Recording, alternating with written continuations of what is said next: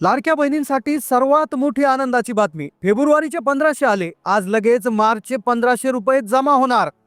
मार्चचा हप्ता लाडक्या बहिणींच्या खात्यात आज जमा होत आहे. आम्ही कोणत्याही बहिणींना दगा दिला नाही. लगेच मार्चचे पैसे जमा होणार. आधी तर आम्ही लाडक्या बहिणींना दगा फटका दिला नसावा, बालविकास मंत्री आदिती तटकरे यांनी ग्वाही दिली आहे. लाडक्या बहिणींना दगा फटका दिलेला नाहीये. याचं वितरण सुद्धा आम्ही 2 दिवसापूर्वी सुरू केलेलं आहे आणि लाडक्या बहिणींच्या खात्यामध्ये फेब्रुवारी महिन्याचे 1500 हे त्या ठिकाणी 2 दिवसातच पोहोचलेले आहेत आणि मार्च महिन्याचे 1500 सुद्धा ते पोहोचवण्याचं काम सुद्धा प्रगतीपथावर आहे. मला आले, आत्ताच आले आणि हो आले आमचे पैसे. सकाळी आले. हो आले ना. सकाळी आले 8:30 ला. आज कोणत्याही क्षणी लाडक्या बहिणीला 1500 रुपये जमा झाल्याचा मेसेज येणार. सोबत 2100 रुपये केव्हापासून मिळणार या संदर्भात देखील मोठी गुड न्यूज समोर आली आहे. बहिणींना मेसेजेस यायला सुरुवात झालेली आहे. अर्थसंकल्प सादर झाला, त्यामध्ये लाडकी बहीण योजनेचे पुढील हप्ते मिळवण्यासाठी 3600 कोटी रुपयाचा निधी अजितदादा पवार अर्थमंत्री यांनी मंजूर केला. मुख्यमंत्री माझी लाडकी बहीण योजनेअंतर्गत 2,53,00,000 लाभार्थी महिलांना 2025-26 मध्ये या योजनेच्या करता 36,000 कोटी रुपयाचा नियतव्यय प्रस्तावित आहे. याचा हप्ता हा सर्व बहिणींना मिळणार नाही. मार्च महिन्याच्या हप्त्यासाठी यादी तयार झालेली आहे. मोजक्याच बहिणींना पैसे जमा होणार आहेत. पडताळणीमध्ये निकषांनुसार असंख्य बहिणींची नावे कट झालेली आहेत. त्यामुळे लाडकी बहीण योजनेच्या लाभार्थ्यांची संख्या आणखी घटण्याची शक्यता वर्तवण्यात येते. या निकषांच्या आधारे सध्याच्या तरतुदीप्रमाणे 2 कोटी महिलांनाच याचा लाभ मिळू शकतो. सरकारकडून मार्चच्या हप्त्यासाठी नवीन वेळापत्रक तयार करण्यात आलेले आहे. खबर आज 9 जिल्ह्यात आणि फक्त 12 बँकांमध्ये सर्वात आधी वाटप होणार आहेत. सगळ्या बँकेत पैसे येणार नाही. पोस्ट खात्याचा देखील मोठा प्रॉब्लेम झालाय.